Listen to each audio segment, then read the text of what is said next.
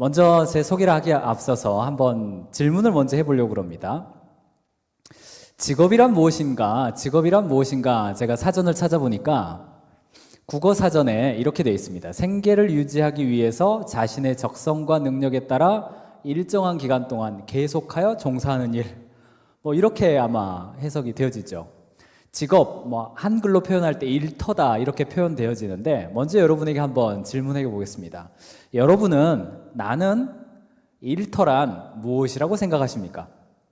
오늘 일터 컨퍼런스인데 일터, 어쨌든 일터에 관련된 어떤 이야기를 하는 시간인데 나는 일터란 무엇이라고 생각하세요? 이 질문에 대해서 강사에게 대답하는 건 굉장히 힘든 일이므로 옆에 계신 분에게 이때 고개를 돌리는 쪽이 좀 더 친한 쪽이죠? 옆에 계신 분이랑 나는 일터란 이런 거라고 생각한다. 옆에 계신 분하고 한번 이야기해 보시고, 자, 아무나 한번 대답해 보시겠어요? 일터가 뭐다? 일터란 뭐 하는 곳이다? 특별히 여기 청년들이 많이 참석하셨는데 일터란 뭐다? 아무나 한 명을 먼저 대답하시는 사람이 선물을 받을 거예요. 네? 일터란 뭐 하는 곳이다? 빨리 대답한 사람은 제가 선물을 주려고 제 명함을 꺼냈어요, 지금. 잠깐만요. 앞에서 먼저 형제. 인생 중 가장 많은 시간을 보내는 곳이다. 박수를 쳐주시고, 네. 오늘 제 강의하다가 중간에 질문을 하거나 저랑 4시간 동안 함께 할 텐데 반응이 좋은 사람에게는 제가 명함을 드리면 제가 책을 몇 권 지었는데 그 중에서 피드백이라는 책이 있습니다. 그 피드백이라는 책이 전자북으로 나와 있어요. 그래서 그 책을 한국에서는 7,000원에 팔리는 책인데 무료로 여러분 이메일로 보내주려고 제가 명함을 가지고 왔습니다. 그래서 명함에 나와 있는 주소로 이메일을 보내면 그 이메일을 회신해서 제가 드리겠습니다. 제가 갈까요? 나올래요? 네, 박수를 쳐주시고 일단 주세요. 빨리빨리 대답하시는 게 좋습니다. 저 뒤에 한번 대답하셨는데 일터란 삶의 현장이다. 체험 삶의 현장. 박수를 쳐주시고 역시 제가 명함을 드릴 테니 저기 있잖아요. 자매님이 오늘 택배 소녀를 해주세요. 머니까 얼른 이렇게 가서 주세요. 이렇게 열심히 하면 나중에 드릴 수도 있어요. 저쪽에 이쪽으로 가세요. 얼른 손을 들어서 여기다 이렇게. 미국은 어떤지 모르겠지만 한국은 아침에 책을 주문하면 밤에 옵니다. 아주 택배가 아주 발달해 있어요. 지금은 그렇습니다. 이틀 걸리면 벌써 컴플레인 전화합니다. 대부분 오늘 주문하면 내일 오고요. 책 같은 것은 아침에 주문하면 밤에 오는 시스템이 잡혀 있어요. 한국은 뭐 지금 그렇게 택배가 아주 유명한 오늘 택배 소녀 되겠습니다. 일터란 그렇게 이야기를 했는데 자, 질문을 한번 더 해보겠습니다. 제가 극동방송이라는 이 한국의 방송사가 있어요. 이 극동방송 12시가 되면 새롭게 하소서라는 프로그램을 하는데 그 프로그램에 어떤 분이 전화를 하셔서 이렇게 이야기하는 이야기를 들었어요. 이게 뭐냐면 그동안은 제가 세상 일을 계속 하다가 이제는 세상 일을 그만두고 하나님의 일만 하기 위해서 직장을 그만두고 다니던 직장을 그만두고 신학교에 입학하겠습니다 라는 전화였어요. 그 전화를 받은 MC, 앵커는 할렐루야, 이제 세상 일을 그만두고 하나님의 일을 하기 위해서 신학을 시작하신 우리 형제님 정말 축하드립니다 이렇게 이야기를 했어요. 여러분 이 이야기를 들으면 느낌이 어떠세요? 저는 두 가지 생각이 들었어요. 하나는 그분의 결심과 헌신이 너무 귀하다 이런 생각이 들면서 다른 한편으로는 어떤 생각이 들었냐면 과연 세상 일은 무엇이고 하나님의 일은 무엇일까? 자, 직장 생활이 세상 일이고 신학교에 가서 말씀을 전도하는 신학을 하고 목회자가 되는 것이 하나님의 일이라면 결국 우리 모두는 여기 목사님 한 분 계시는데 목사님을 제외한 여기 전도사님을 제외한 우리 모두는 결국 여러분 세상 일 하고 계시군요. 맞아요? 세상 일 하시는 분들 맞습니까? 그러면 하나님의 일 하고 계세요? 저분은 왜 저렇게 이야기하신 거죠?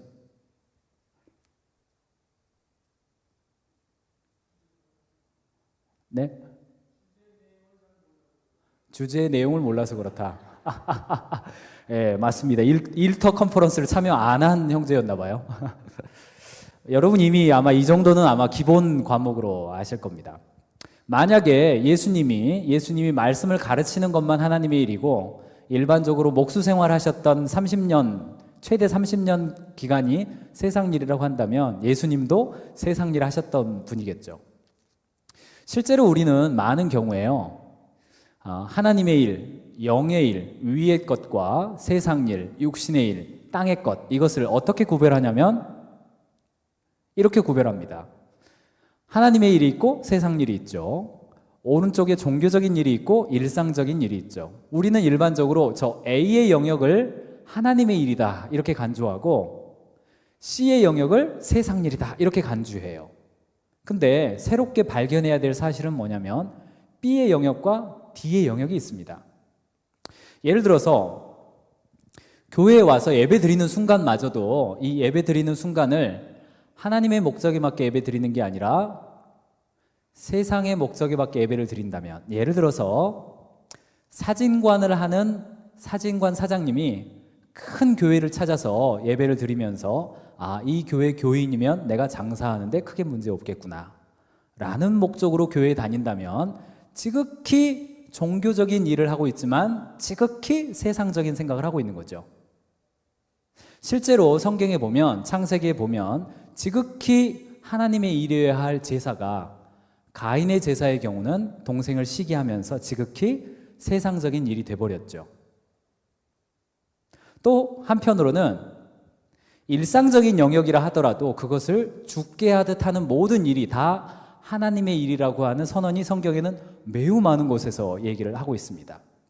결국 일터 컨퍼런스의 관심과 포커스는 어디냐면, 따라해 주시기 바랍니다.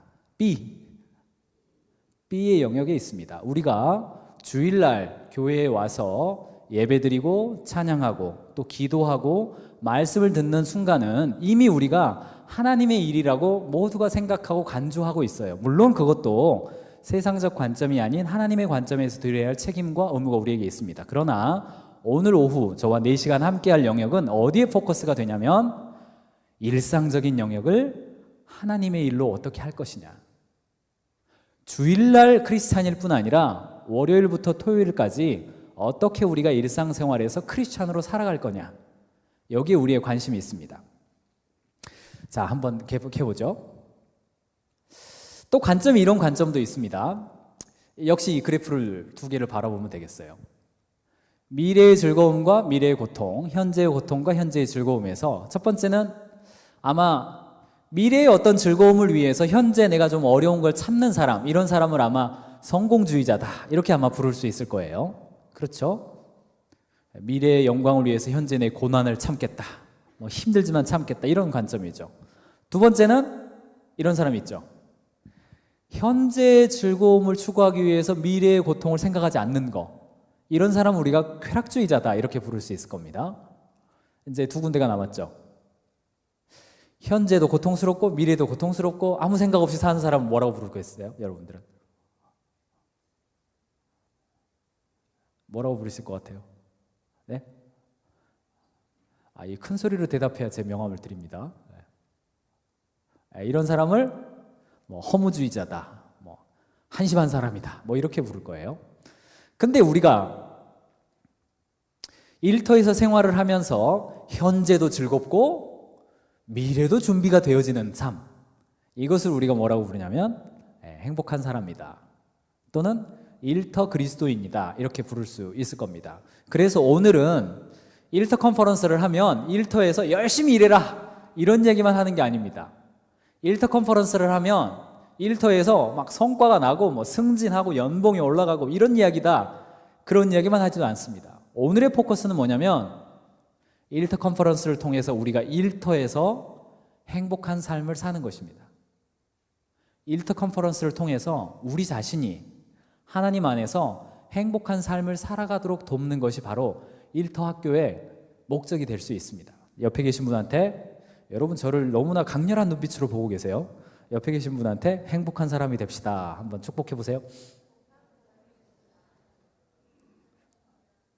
네, 오늘 저와 여러분이 한 5개 주제를 이야기를 할 텐데 그 중에 마지막 주제가 일터 그리스도인의 이웃사랑이라는 주제인데 이 주제에서는 스마일 트레이닝 시간도 있습니다.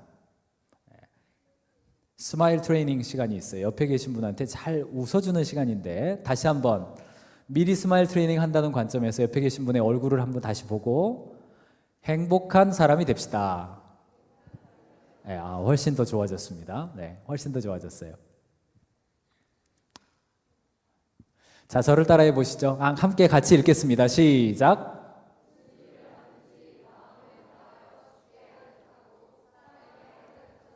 예, 이 말씀은 바울 사도가 골로새서에서 한 이야기인데 아마 우리 일터 그리스도인들에게 해당되는 모두에게 해당되는 공통적인 이야기일 겁니다.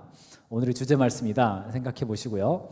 일터에서 아마 이런 게 있을 겁니다. 아까도 보신 것처럼 하나님의 일을 종교적 영역에서 한다면 종교적 영역에서 하나님의 일을 하는 것은 아벨의 제사나 세리의 기도 같은 것이 아마 가장 일사분면에 해당될 겁니다. 오늘 오전에 여러분들이 예배 드리셨던 그 모습이 아마 이 A의 영역에 해당되겠고요.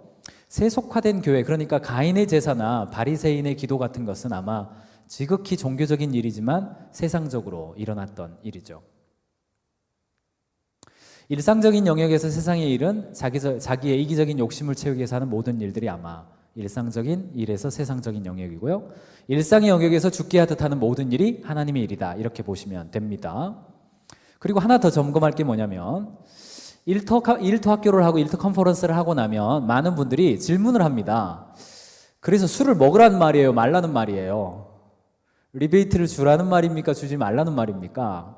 불법 소프트웨어를 쓰라는 말입니까? 쓰지 말라는 말입니까? 견적서를 낼 때 허위 견적서를 쓰라는 말입니까? 말라는 말입니까? 이렇게 두앤돈트를 물어보시는 분들이 꽤 많이 있고 예상하건대 오늘 강의가 끝나도 저한테 이메일로 질문이 올 때 야, 이건 해야 되나요? 말아야 되나요? 이런 질문이 많이 옵니다. 근데 하나님이 우리에게 원하시는 거는요, 무엇을 해라, 무엇을 하지 말아라를 넘어서 죽게 하듯 하라, 그리고 네 마음에 정한 뜻대로 해라가 아마 하나님이 우리한테 원하시는 방법인 것 같아요. 참고로 예를 들어서 제가 1년에 한 번씩 이렇게 단기 선교를 떠납니다. 단기 선교를 떠나는데 특별히 중국이나 또는 인도나 터키나 이런 지역 같은 경우는 입국 목적을 밝히게 돼 있습니다. 아마 여러분도 단기 선교를 떠날 때 출입국 카드에 입국 목적 쓰여져 있죠. 거기 보면 비즈니스, 여행, 친구의 방문, 기타 뭐 이렇게 돼 있어요. 여러분 단기 선교를 떠나는 목적이 뭐죠? 단기 선교죠. 근데 출입국 카드에 뭐라고 기록하세요? 뭐라고 기록하세요? 관광 이렇게 기록합니다. 그거 해야 됩니까? 하지 말아야 됩니까? 엄밀히 따지면 공문서 위조 되겠습니다. 공적인 문서에 사실이 아닌 걸 적었으므로 공문서 위조죠. 이슬람 국가권에서 선교 활동을 하시는 많은 선교사님들, 그분들의 체류 목적을 뭐라고 기록하시죠? 예, 다 비즈니스라고 기록하십니다. 그분들 비즈니스 하시나요? 안 하십니다. 불법 체류 맞습니까? 공문서 위조 맞습니까? 예, 엄밀히 따지면은 맞다고도 볼 수 있을 겁니다. 그러나 우리가 일터 그리스도인으로서 우리가 일터에서 행하는 많은 일들이 하나님 안에서 마음의 뜻을 정하고 죽게 하듯 하는 모든 행동들이 가할 수도 있고 불가할 수도 있습니다. 그러므로 오늘 4시간 동안 우리가 함께 하면서 이거를 해야 되나 말아야 되나 이런 관점에서 듣지 마시고 내가 일터에서 죽게 하듯 하는 모든 행동을 내가 어떻게 정할 것인가, 어떻게 일터에서 그리스도인으로 살아갈 것인가 하는 고민의 결과물들을 여러분들이 찾으시기 바랍니다. 이해되시겠어요? 그래서 오늘 제가 이건 하세요, 이건 하지 마세요 이런 이야기 별로 없습니다. 제 소개를 안 하고 지금 왔는데요. 이거는 저입니다. 예, 이거가 아니죠. 이 사람이 저입니다. 이 사람이 저고요. 제가 파마를 할 때 사진이고 제가 좋아하는 사진이어서 이걸 올려놨고요. 아마 여러분들이 한국에서 이랜드 그룹이라는 회사를 아시는 분들이 있을 텐데 그 회사 입사를 해서 주로 저는 식품사업부, 인사팀장, 교육팀장 주로 HR 부서에서 왜 그렇게 과도하게 웃으시는 거죠? 네. 제 첫째 아이가 지금은 저 때는 초등학교 한 2학년 정도 같은데 지금은 중학교 1학년이 돼서 키가 저보다 더 큽니다. 오늘 아침에 어젯밤에 화상 통화를 했는데 뭐 아빠 사랑해 해봐 그랬더니 에이 뭐 그런 말을 해요 뭐 이렇게 사춘기가 돼가지고 뭐 그렇습니다. 저는 개인의 인생의 사명이 이렇습니다. 개인과 조직이 자신의 달란트를 발견해서 인생을 보다 열정적이고 성공적으로 살아 돕는 것. 이게 제 인생의 미션으로 삼고 있고요. 미션이 완료된 모습을 비전이라고 그러죠. 그래서 45세 전까지 한국 사람 100만 명, 55세 전까지 중국 사람 500만 명, 죽기 전까지 인도 사람 400만 명, 그래서 총 1000만 명에게 교육적 가치를 제공하고 죽는 것. 이게 이제 제 인생의 비전입니다. 현재까지는 한국 사람 30만 명, 중국 사람 4,700여 명, 인도 사람 1,200여 명 달려가고 있습니다. 오늘 여러분들도 추가가 되겠습니다. 미국 사람도 추가네요. 책을 통해서 만나고 있고요. 이 책 중에서 몇 권은 전자책으로 나와 있는데 오늘 제 명함을 받으신 분들이 요청하시면 전자책을 제가 보내드릴 거예요. 어떤 내용인지는 좀 이따가 제가 강의 중에 조금씩 이야기해 드릴 거예요. 저는 조직을 운영하고 있는데 여기 멤버들은 벌써 팀장급들 멤버고요. 한 16명의 컨설팅 멤버를 운영하고 있습니다. 특별히 크리스찬 비즈니스를 하는 경영자를 돕는 일을 하고 있습니다. 그래서 저희 캐치프레이즈가 크리스찬 비즈니스계의 맥킨지가 된다. 이게 이제 저희 컨설팅 센터에서 가지고 있는 비전이기도 합니다. 혹시 여기 청년들이 많이 있기 때문에 졸업한 이후에 한국에 돌아가서 나는 크리스찬 경영자를 돕는 경영 컨설턴트가 되겠다 하시는 분은 저를 개인적으로 찾아와서 어플라이 하시기 바랍니다. 저는 많은 컨설턴트가 필요해요. 진짜입니다. 그래서 저희 센터의 사명은 이래요. 저희 센터 개인의 사명을 제가 말씀드렸고 센터의 사명은 이렇습니다. 눈으로 그냥 보시면 됩니다. 어쨌든 일터가 됐든 가정이 됐든 교회가 됐든 제 1사명은 뭐냐? 영혼 구원하여 제자 삼는 겁니다. 일터를 통해서든 지역사회를 통해서든 가정을 통해서든 교회를 통해서든 예수님의 지상명령인 너희는 가서 모든 족속으로 제자를 삼아 아버지와 아들과 성령의 이름으로 세례를 주고 내가 너에게 분부한 모든 것을 가르쳐 지키게 하는 것. 이것이 저희 센터의 궁극적인 목적이고 그것을 표현하는 것이 저희의 미션과 스피릿으로 되어 있습니다. 참고로 한번 보시라고 보여드렸습니다. 오늘은 5시 반까지 저와 여러분들이 함께 제가 아마 강의로 진행하는 것이 전체 시간의 한 70% 정도가 될 것 같고요. 30% 정도는 옆에 계신 분들이랑 이야기하는 거 직접 해보면서 하는 거기 때문에요. 이야기하는 거 정도가 될 것 같습니다. 얻고자 하는 건 이 3가지입니다. 첫 번째는 따라해 주세요. 일터에서 행복한 삶.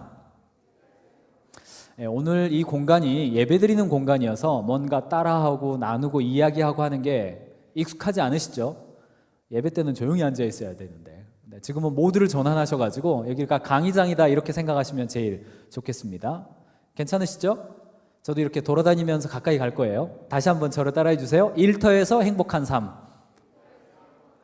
저는 이 일터 컨퍼런스가 끝나면 여러분의 모든 일터에서 워크플레이스에서 가정주부라고 한다면 홈이 일터가 되겠죠. 학생은 학교가 일터가 됩니다. 일터에서 행복한 삶을 사셨으면 좋겠습니다. 이 공간에서 시간을 보내고 열정을 쏟고 나의 역량과 지식과 힘과 돈과 모든 에너지를 쏟아붓고 있는데 그것이 바로 일터 그리스도인으로서의 행복한 삶의 현장이라는 것을 깨닫고 일터에 있는 동안에도 행복하셨으면 좋겠습니다. 물론 교회에 와 있는 동안도 행복하시길 바라고요. 두 번째는 따라해 주세요. 일피미는 일터 피드백 미팅의 준말인데요. 한국에서 일피미, 즉 경피미라고 부르는데 피드백 미팅이 굉장히 활발하게 이루어지고 있습니다. 그 사례도 강의 중에 중간중간에 말씀을 드리겠지만 사실은 우리가 세미나를 한번 참석하고 컨퍼런스를 한번 하고 책을 한 권 읽었다고 해서 나의 삶이 바로 바뀌리라는 것을 기대하는 것은 넌센스입니다. 한국에서 개그 콘서트라고 그럽니다. 그런 거를. 그러므로 일터에서 삶이 바뀌기 위해서는 반드시 피드백 미팅이 필요합니다. 그래서 오늘의 두 번째 목적은 아름다운 교회 내에 일터 사회학교를 졸업하신 분들을 포함해서 일터 컨퍼런스가 끝난 다음에 일터 피드백 미팅이 생겨나서 그 일터 피드백 미팅을 통해서 일터의 간증과 일터의 사례가 생겨나는 것이 오늘 두 번째 목적입니다. 세 번째 목적과 연결됐죠? 저를 따라해 주세요. 일터 간증. 다시 한번요. 일터 간증. 오늘의 세 번째 목적은 아름다운 교회 내에 일피미가 생겨나고 그 일피미 모임을 통해서 일터 간증이 교회에 보고되어지고 나눔지에도 실리고 목사님 설교 시간에도 이렇게 목사님 설교 시간에 이렇게 다른 교회 사례가 아닌 우리 교회의 사례로 우리 교회에 어떤 집사님이 어떻게 해서 누구를 섬기고 누구를 사랑해서 결국 모시고 와서 그분이 다시 성장하게 되고 이런 사례들이 아름다운 교회 내에 풍성하게 일어나기를 기대합니다. 할렐루야. 그렇게 되는 것이 오늘 일터 컨퍼런스의 세 가지 목적이다 이렇게 생각하시면 되겠습니다. 이거 생각하시면서 들으시면 돼요. 오늘의 콘텐츠는 이렇게 5가지를 이야기를 하는데 이 5가지의 콘텐츠는요 한국에서 일터 학교를 5주 동안 진행을 합니다. 5주 동안 4시간씩 20시간 동안 진행을 하는데요 오늘 여러분들을 위해서 이 콘텐츠들 중에서 콘사이스 버전으로 압축해서 필요한 내용들 중심으로 뽑아냈는데 진행하면서 조율하면서 가도록 그렇게 하겠습니다. 다음에 언제 기회가 된다면 풀 버전을 여러분들에게 좀 함께 나누면 좋겠다 그런 생각을 합니다. 그래서 정체성, 강점, 성장 습관, 이웃사랑 이 5가지 주제로 가보도록 하겠습니다. 정체성 이야기를 먼저 하려고 그러는데요.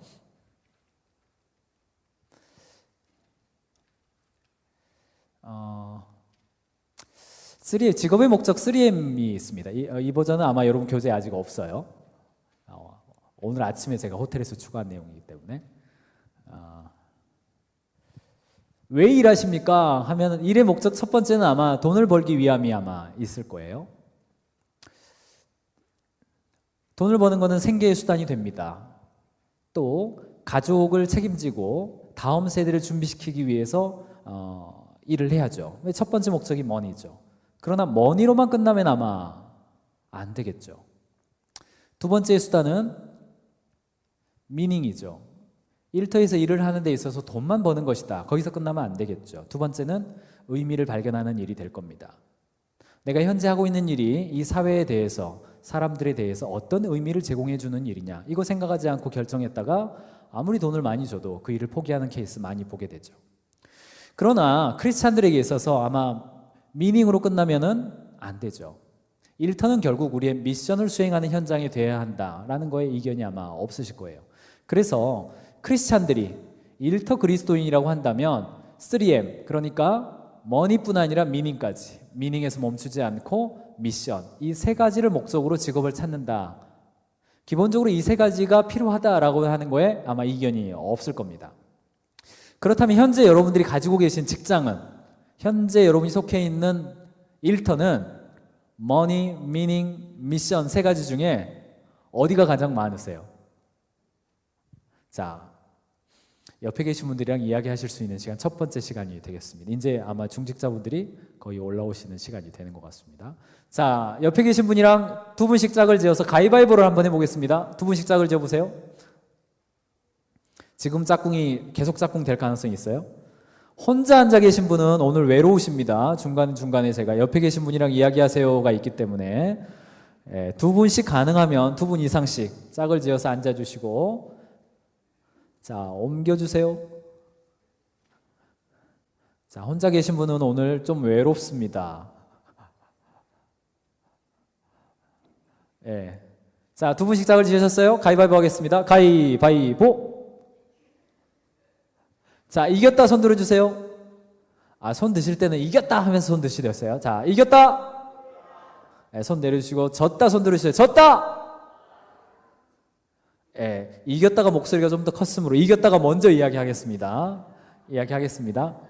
내가 3가지가 나는 내 일터에서 기본적으로 머니, 미닝, 미션 이 3가지가 다 필요한데 현재 내 직장은 머니, 미닝, 미션 100%로 볼 때 몇 프로인 것 같다. 어떤 분들은 나는 돈은 벌고 있지만 미닝과 미션은 전혀 없어. 그러면 100% 대 빵프로 이렇게 되겠죠. 어느 정도인 것 같다. 좀 나눠보시라고 이 질문을 드리는 겁니다. 자, 이기신 분 먼저 한 1, 2분 이야기 하시고, 그 다음에 지신 분이 1, 2분 이야기 하시고, 몇 대 몇이다. 몇 프로 정도 되는 것 같다. 한번 이야기해 보세요. 지금 현재 직장을 기준으로요. 이야기 하셨어요? 그러면 서로를 위해서 나눠주셔서 고맙습니다. 박수를 쳐주시기 바랍니다. 옆에 계신 분을 위해서. 네. 혹시 이 주제와 관련돼서 청년분들 중에서 한 분만 발언 기회를 주겠습니다. 나는 이렇게 몇 대 몇 정도 되는 것 같다. 한 분에게 기회를 드립니다. 내 짝꿍이 굉장히 좋았다. 이렇게 손은 내가 들고 발표는 네가 해. 네, 여기에 잠깐 일어서 주시고 바로 옆에 마이크가 있어요. 네. 박수를 쳐주시고 마이크 발언대로 가셔서. 네. 이쪽 그 가운데 마이크 사용해서. 기왕이면 뒤를 돌아서 하시면 더 좋겠어요.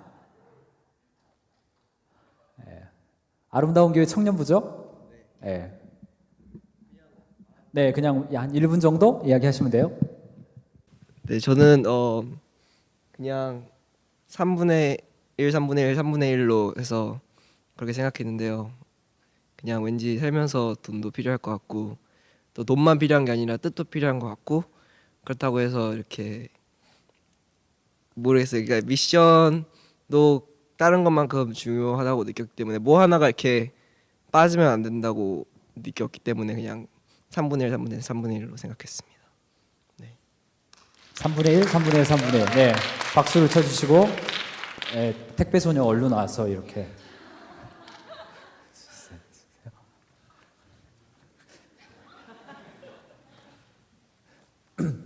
제가 아는 어떤 선배 중에 한 명이 이 마창선 대표죠. 마창선 대표가 있는데 이 대표는 저희 이랜드 선배이자 한국에서 마케팅 컨설팅으로 굉장히 유명한 분입니다. 한국에서 여러분들 아마 JST나 EXR, 그렇죠. 여기는 미국이죠. 한국에서 유명한 브랜드예요. 그런 브랜드를 성공시킨 마케팅 컨설팅이에요. 근데 이 선배가 저보다 2년 선배이고 같은 교회인데 어느 날 갑자기 회사를 그만두고 자기가 선교사로 나가겠대요. 말레이시아는 여러분 아시다시만 이슬람권입니다. 선교가 금지된 국가죠. 그쪽을 가는데 어떻게 가겠다 그러냐면 그 전에 이 JST나라고 하는 이 보석 브랜드입니다. 보석 액세서리 브랜드예요. 그걸 잘 하는 그분의 아내가 저한테 누나이고 막 그런데 아내가 그걸 잘해요. 이 보석 세공을 잘합니다. 그걸 들고 말레이시아로 갔어요. 근데 사업은 잘 안 됐습니다. 사업이 잘 안 되고 한 2년 정도 하다 그걸 접고 뭘 하기 시작했냐면 한국 카페를 했어요. 대학교 앞에서. 한국 카페가 말레이시아는 한류가 굉장히 강하기 때문에 한국 카페에 한국 연예인만 붙여놔도 그 대학생들이 막 몰려오는 거죠. 거기서 카페를 하면서 한국어 학당, 뜨개질, 그 다음에 한국어 가르치기, 그 다음에 한국 식당, 한국 그 떡볶이 만들기 이런 것들을 가르치면서 말레이시아에 있는 대학생들과 접촉점을 많이 만들고 이분은 신학을 하지 않았습니다. 그래서 거기에서 교회로 연결해주는 사역을 7년 동안 했어요. 그리고 최근에 한국에 와서 1년 동안 쉬었다가 12월이 되면 또 다시 떠나는데 거기 센터를 다른 사람한테 물려주고 더 내륙 쪽으로 더 들어가서 또 센터를 하나 오픈을 합니다. 코리안 카페를 중심으로 해서. 이 선배는 맨 처음에 일을 할 때 마케팅 컨설팅 회사에서 돈을 아주 많이 받던 사람이에요. 마케팅 팀장으로서. 근데 그것을 버려두고 그 다음에 어디로 갔냐면 미닝을 찾아서 갔죠. 미닝을 찾아서 일과 직업을 함께 했습니다. 그러다가 지금은 아예 한국 카페를 시작하면서 미션으로 돌아섰어요. 아마 우리의 삶도, 우리의 직업에 관련된 삶도 맨 처음에는 머니로 시작을 했지만 점점 미닝을 추구하게 되고 또 미션을 추구해서 이동하는 게 아닌가 이런 생각이 들어요. 물론 어떤 사람은 미션으로 출발했다가 머니로 가버리는 사람이 있을지도 모르겠어요. 그런 삶은 아마 우리가 기대할 수 없는 삶일 겁니다. 여러분은 과연 현재의 직장에서 이 직장에 내가 멈춰 있는 이유가 이 직장에 내가 지금 계속 있는 이유가 돈입니까? 어떤 사회적인 어떤 의미입니까? 아니면 이 일터가 나의 미션을 수행하는 장소이기 때문에 그렇습니까? 그리스도인이라면 무엇을 위해 이 직장에 출근하는 것이 가장 행복한 삶이겠습니까? 세 가지 M자 중에서 여러분이 가장 먼저 생각하는 M자는 어떤 M자입니까? 이것이 바로 일터 그리스도인, 일터 사역을 하고 있는 크리스찬들이 가져야 될 정체성의 굉장히 중요한 기준이죠. 이 그림도 굉장히 중요한 그림인데요. 어떤 사람은 예수님을 믿으면 삼중의 복을 받는다는 이야기를 합니다. 물질의 복, 인간의 사람의 복, 영적인 복 다 받는다고 이야기를 합니다. 그래서 예수님을 믿으면 당연히 거부가 돼야 된다고 이야기하십니다. 아브라함도 부자였고 이삭도 부자였고 요셉도 나중에 부자가 됐죠. 그래서 예수를 믿으면 당연히 부자가 된다고 이야기하세요. 또 어떤 분들은 예수를 믿는다 하더라도 마치 사도 바울이나 제자들이나 혹은 스데반처럼 꼭 세상적인 복을 누리지 않고 하나님 앞에서 그냥 성실하게 살아가는 사람도 있다고 이야기를 해요. 마찬가지로 일터 컨퍼런스에서도 성부만 추구할 뿐 아니라 성빈도 추구합니다. 그거 인정하실 수 있으세요? 우리의 관심은 왼쪽이냐 오른쪽이냐가 중요한 게 아니라 위에 있느냐 아래에 있느냐가 중요한 거죠. 이걸 나에게 적용하는 것까지는 괜찮은데요. 여러분 자녀에게 적용하는 건 상당히 도전입니다. 여러분의 자녀가 저는 성빈이 될 거예요.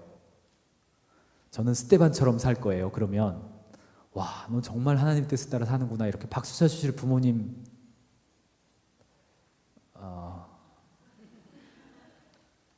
오늘 저녁에 한번 테스트 해보세요. 저도 제 아들이 그렇게 살겠다고 하면 참 마음이 힘들지도 모르겠어요. 그러나 일터 그리스도인들이 가져야 될 성공관은 성부만 있는 게 아니라 성빈도 있습니다. 두 가지의 삶이 다 필요합니다. 그래서 나에게 일터란 어떤 곳입니까? 일터에서 무엇을, 왜, 어떻게 일하는 곳입니까? 라고 하는 것에는 성경에서 말하는 대명령이 세 가지가 있습니다. What, why, how인데요. 첫 번째 why는 저를 따라해 주세요. 내 이웃을 내 몸과 같이 사랑하라. 일터에서 why가 될 겁니다. 우리가 일터를 출근하는 이유가 바로 내 이웃을 내 몸과 같이 사랑하라고 하신 그 예수님의 명령을 실천하기 위해서 출근하는 것이죠. 두 번째, 일터에 what이 있습니다. 저를 따라해 주세요. 너희는 가서 모든 족속으로 제자를 삼아라. 일터에서 만나는 모든 사람이 예수님의 명령인 제자 삼으라고 하신 그 대상이라는 것을 우리가 알기 때문에 출근하는 것이죠. 마지막으로 일터에서의 방법은 따라해 주세요. 땅을 정복하고 다스리라. 일터에서 우리가 일하는 방식은 뭐냐면 여러분 일터는 누가 창조하셨습니까? 하나님 창조하셨죠. 일터에서의 하나님의 창조의 대상에는 이 물리적 세계일 뿐 아니라 물리적 세계를 뛰어넘는 운영의 원칙, 다스리는 창조의 원리, 세상이 돌아가는 법칙, 이 모든 것도 다 하나님이 창조하신 창조의 원리 안에 있다는 것을 여러분 믿으시죠? 맞습니까? 네, 할렐루야. 네가 활짝 웃으면서 상대방을 대하면 상대방도 마음이 열릴 것이다. 이거 창조의 원리 맞습니까? 맞아요? 너가 고객이 원하는 방식으로 고객이 원하는 것을 만들어주면 그 고객은 너에게 지갑을 열 것이다. 이거 창조의 원리 맞습니까? 맞으면 빨리 끄덕거리시든가 아멘 하시든가 둘 중에 하나 하세요. 맞습니까? 그렇죠. 너가 좋은 물건을 만들되 가능한 저렴한 가격으로 낮은 가격으로 제공을 하면 고객이 줄을 설 것이다. 창조의 원리 맞습니까? 맞죠. 이 모든 것이 사실은 태초에 하나님이 천지를 창조하시니라 안에 속해 있는 창조의 원리에 해당됩니다.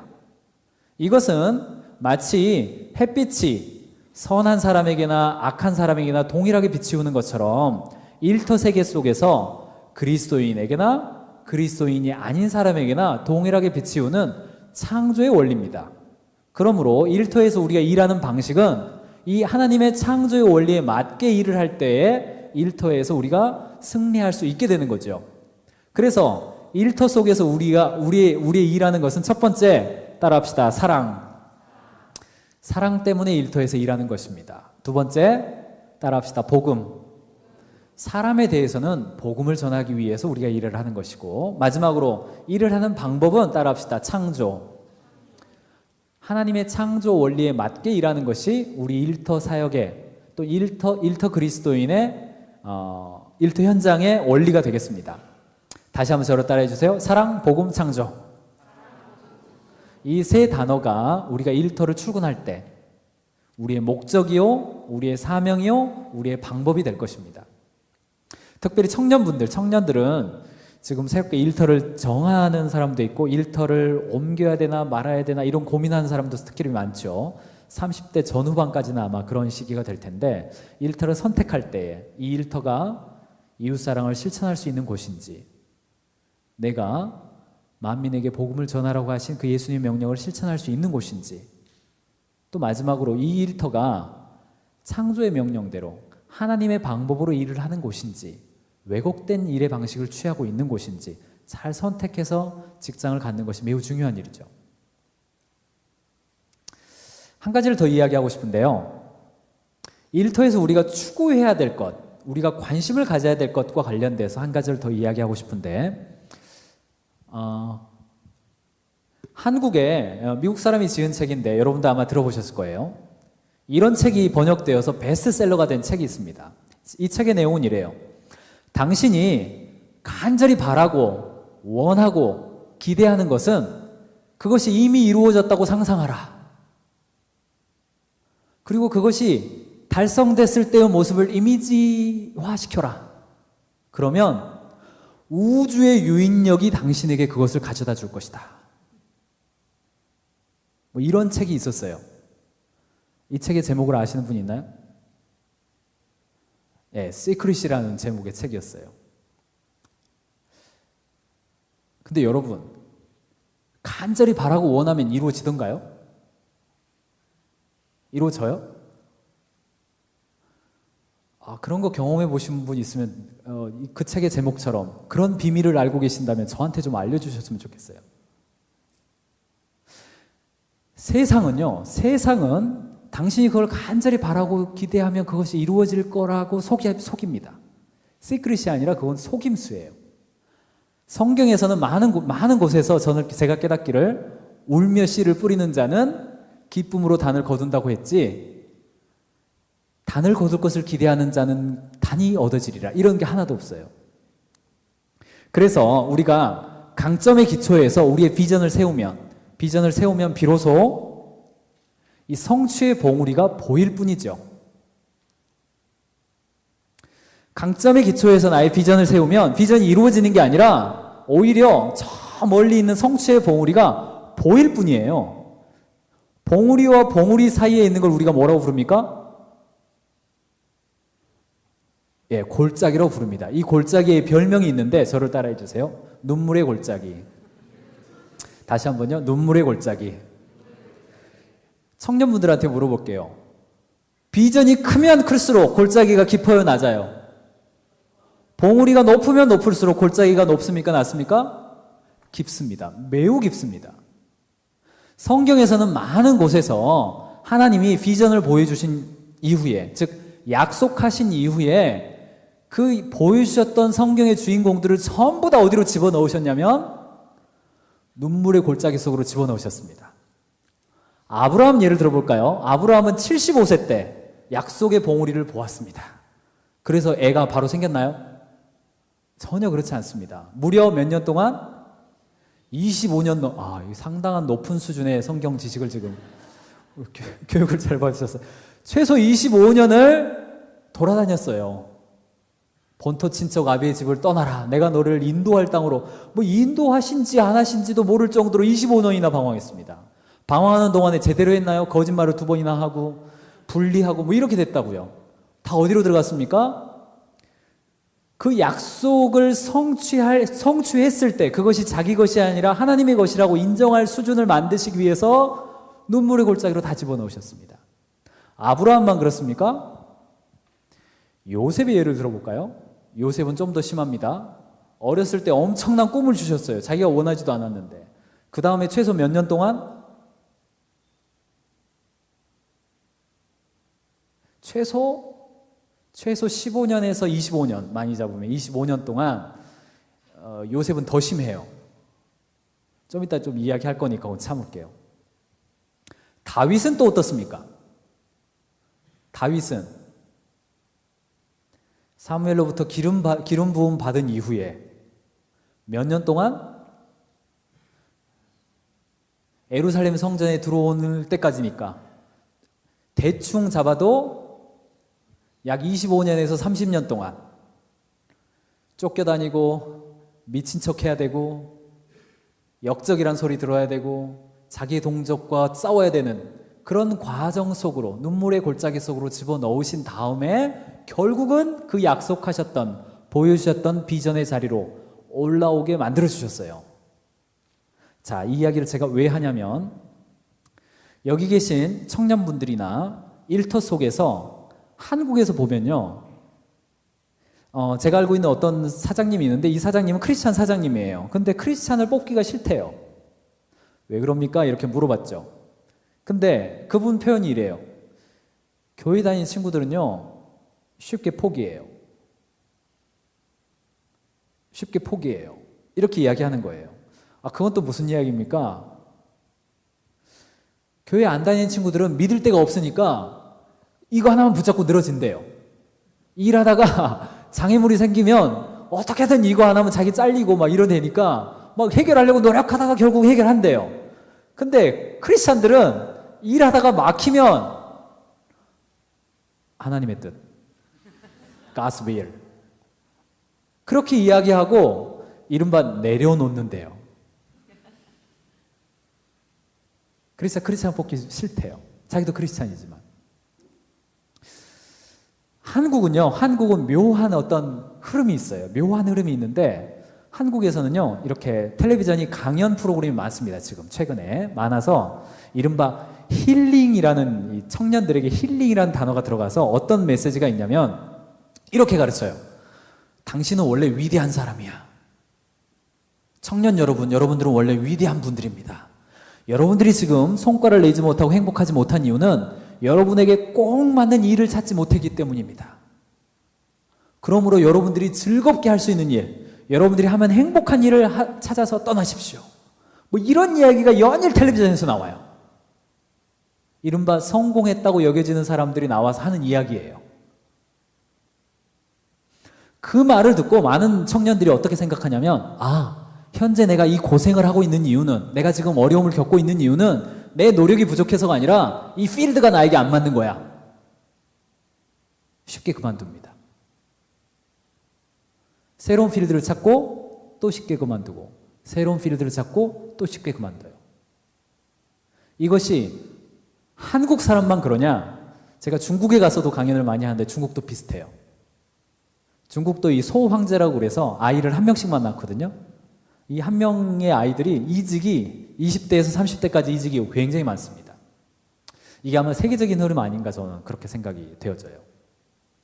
여러분, 현재 있는 일터에서 어려움이 있고 장애물이 있다면 그것을 너무 빨리 그만두려는 생각을 하시면 안 됩니다. 모든 일에서 겪어야 할 눈물의 골짜기가 다 있기 때문입니다. 그 기준이 뭔지 한번 살펴볼까요? 많은 사람들이 이렇게 직행버스가 있는 걸로 알죠. 그래서 일에서 재미없으면 이 일이 내 일이 아닌가 보다 생각합니다. 그런데 하나님의 방식은 재미가 아니라 기쁨을 이야기합니다. 재미와 기쁨, 비슷한 것 같지만 다르죠. 내일 시험인데 오늘 게임을 하고 있으면 굉장히 재밌죠. 그러나 기뻐요? 네, 기쁘지 않습니다. 재미는 짧고 순간적입니다. 그러나 기쁨은 우리에게 영속적입니다.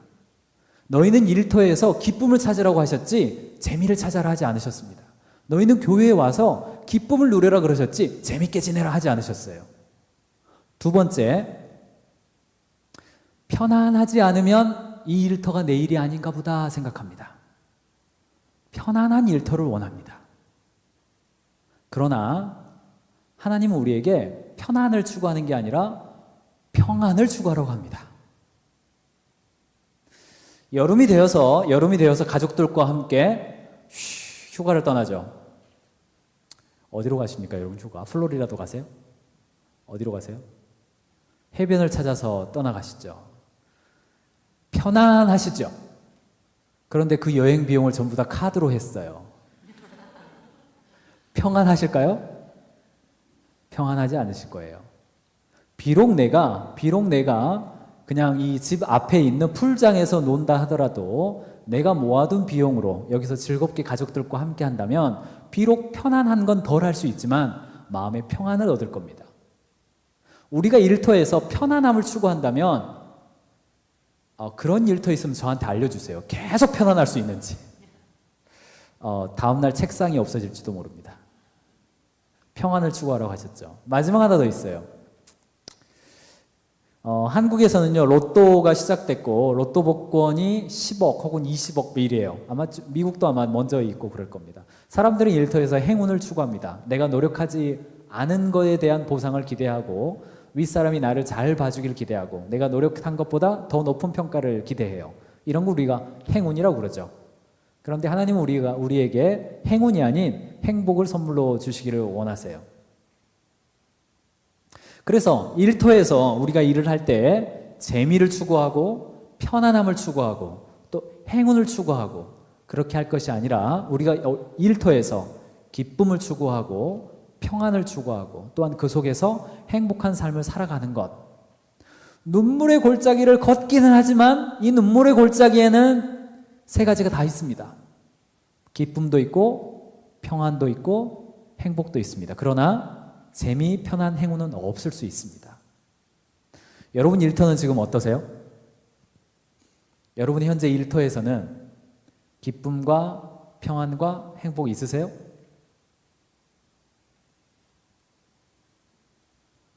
그런 곳이 있다면 여러분의 일터는 현재 하나님이 보내신 일터라는 믿음을 가지시기 바랍니다. 할렐루야.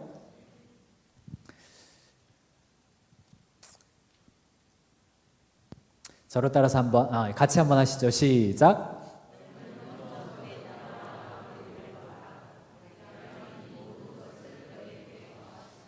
이 마태복음 6장 33절은 일터 컨퍼런스의 암송 구절입니다. 우리가 일터에서 먼저 그의 나라와 그의 의를 구할 때, 즉 기쁨과 평안과 행복을 구할 때 이 모든 것을 우리에게 도와줄 것이라는 것을 믿으시기 바랍니다. 일터에서 우리의 정체성과 관련돼서는 제가 읽지는 않겠습니다. 일터 컨퍼런스를 할 때, 일터 사역을 할 때 가장 첫 번째 우리가 생각해야 될 것이 바로 지금까지 제가 말씀드린 일터 그리스도인으로서, 일터 사역자로서 우리가 일터에 대해서 어떤 정체성을 가져야 되느냐에 대한 이야기입니다.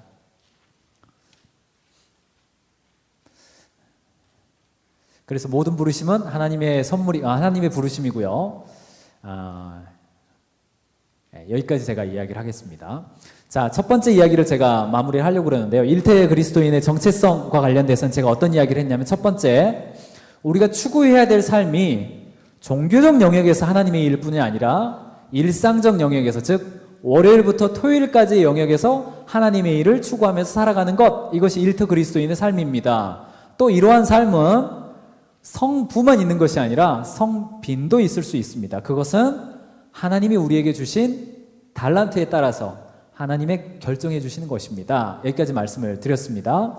이어서 몇 가지 더 말씀을 드렸는데, 일터 그리스도인의 정체성에 관련돼서는 이 정도 하고 넘어가려고 합니다.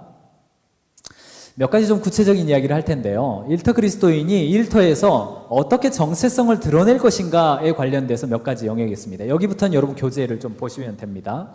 첫 번째는 경영자에 대해서는 네 가지를 좀 이야기하고 싶은데요. 어떻게 우리가 일터 그리스도인으로서 다른 사람과 다르게 행동할 것이냐, 이거죠. 첫 번째는 먼저 오너에 대해서입니다.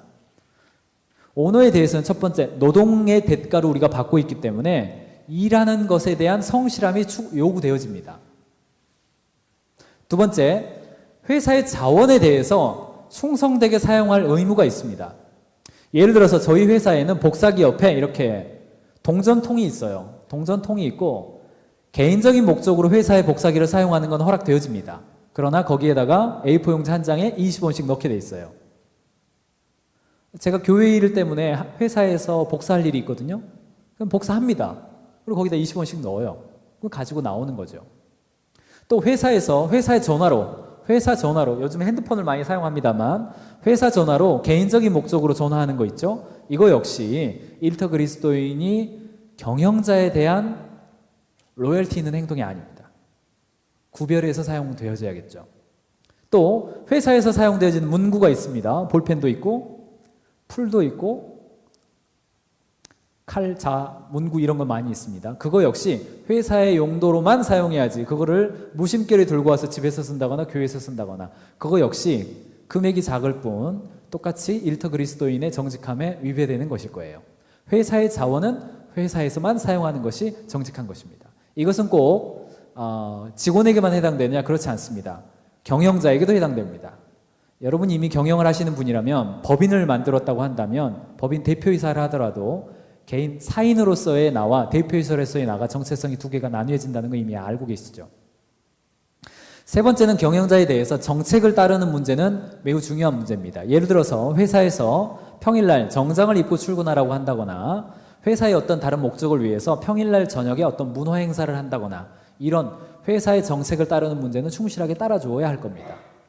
단 엊그제 할로윈데이를 했잖아요. 우리가 신앙에 있어서 우리의 신앙의 정체성을 잃어버리는 행동을 그것까지 따르는 것은 아마 옳지 않은 것이겠죠. 그것을 잘 구별해서 문화적 차원에서 따를 것과 신앙적 차원에서 따르지 말아야 될 것을 잘 구별할 수 있는 지혜를 우리가 갖춰야 할 것입니다.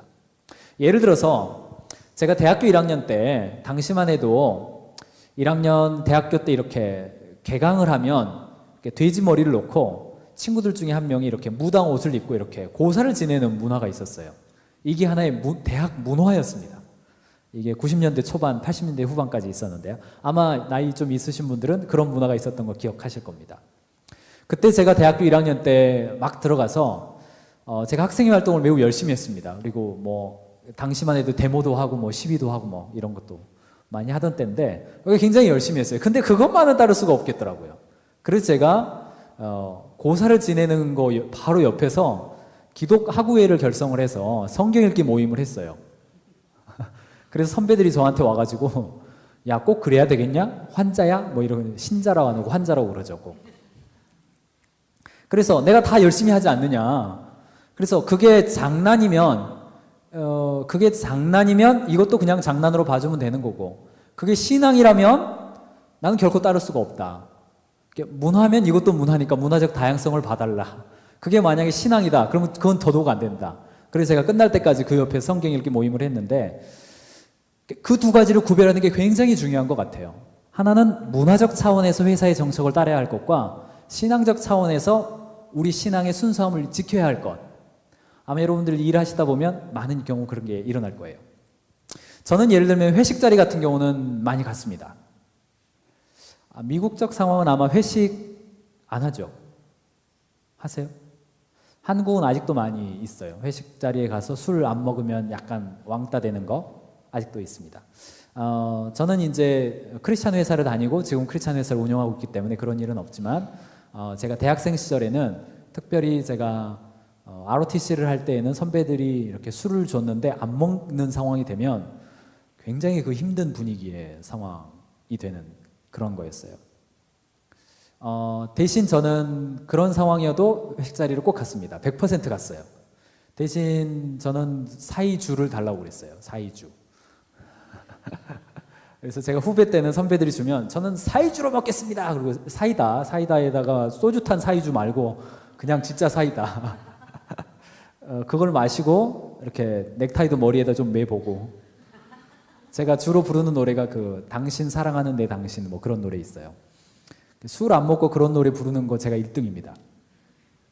그렇게 하면 1차, 2차 정도가 끝나면 선배들이나 동기들이 대부분 다 취해 있습니다. 제가 하는 일은 그 선배들과 동기들을 오버히트 시켜주는 거 이거. 그리고 여관에 가서 여관 비용 협상하는 거, 그리고 집에 데려다 주는 거, 이게 제 일이었기 때문에 꼭 갔어요. 안 가면은 교제권이 끝나기 때문에 꼭 갔습니다. 결국은 그 친구들을 한 번 정도는 저희 교회로 데리고 갔어요. 제 동기들은 한 번 정도는 데리고 갔어요. 왜냐? 제가 크리스찬인 거 다 알기 때문에. 그러니까 그 친구들이 새로운 선배를 만났을 때 제가 술을 안 먹으면 제 옆에 있던 친구들이 제 소주잔을 들고 자기들이 다 먹고 제가 먹겠습니다 뭐 이래가지고 분위기 넘기기도 하고 뭐 그랬던 기억이 있습니다. 회사의 정책을 따를 때 문화적으로 내가 싫어서 안 따르는 것은 안 될 거예요. 그건 오히려 더 적극적으로 가야 됩니다. 그러나 우리 신앙의 이 순수함을 지키기 위해서 이 크리스찬으로서의 자존심이 있잖아요. 그거 지키는 것은 더 확실하게 지켜야 될 거예요. 이게 아마 회사의 정책에 대해서의 문제고요. 두 번째 이야기를 해보면 동료에 대해서입니다. 첫 번째는 동료 격려하는 것이 기본적으로 이웃사랑의 기본이 될 겁니다. 오늘 다섯 번째 세션에서 말씀드리겠지만 회사에서 복음 전도의 5개의 다리가 있어요. 회사에서 나의 동료나 나의 고객이나 나의 파트너들이랑 어떻게 하면 복음을 전할 수 있을까에 관련된 5개의 다리가 있습니다. 그 다리의 기본이 뭐냐면 격려하기예요. 평상시에 그 사람을 내가 격려해주고 지지해 주었을 때 그 사람이 내 이야기를 들어주기 시작하죠. 이게 첫 번째고요. 두 번째는 여기에 팀장급들이 계실지 모르겠어요. 팀장은 팀원의 레포트나 아이디어를 자기 팀장 이름으로 적어서 회사에 제출하는 것이 당연하게 여기시나요? 네, 많은 경우 그렇게 하는 경우 있습니다. 네, 누구의 아이디어라는 것을 밝히지 않고 그냥 팀장 이름만 적어서 상부에 보고하고 그 아이디어가 채택되었을 때 자기 공으로 삼는 거. 네, 같이 했는데, 이 일을 같이 했는데 마치 내가 한 것처럼 보고하는 거. 네, 이거 크리스찬으로서 조심해야 될 일이죠. 세 번째, 어려움에 처한, 성과에서 어려움이 있는, 업무 실적이 굉장히 안 좋은 사람을 도와주는 일. 레포트를 제출했는데 상사로부터 리젝 당해서 야근해야 하는 이 동료. 예, 같이 남아서 야근 도와주는 거. 회의 시간에 야단 맞고, 팀장님한테 야단 맞고 스트레스 받아 하는 동료에게 밴딩 머신 가서 커피 한 잔 타주는 거. 이런 것들이 일터 그리스도인이 동료들에게 해야 될 다름의 문제입니다. 네 번째는 고객에 대해서인데요. 첫 번째는 진실을 말하기, 두 번째 품질과 가격, 세 번째 서비스인데요. 서비스라는 말 자체가 예배다라는 의미를 포함하고 있는 거 아마 아실 거예요. 고객에 대해서 우리가 대할 때 이런 거 있습니다. 저도 이 컨설팅 피 견적을 낼 때 이 친구 한 사람의 하루 가격이 예를 들어서 30만 원이에요. 근데 이 고객은 30만 원 못 받을 것 같아. 깎아달라고 할 것 같아. 그러면 어떡하죠? 깎아달라고 할 것 같아. 30만 원을 적으면 틀림없이 깎아달라고 할 것 같아. 그러면 어떻게 적죠? 한 45만 원 적어요. 그리고 깎아주는 척 합니다.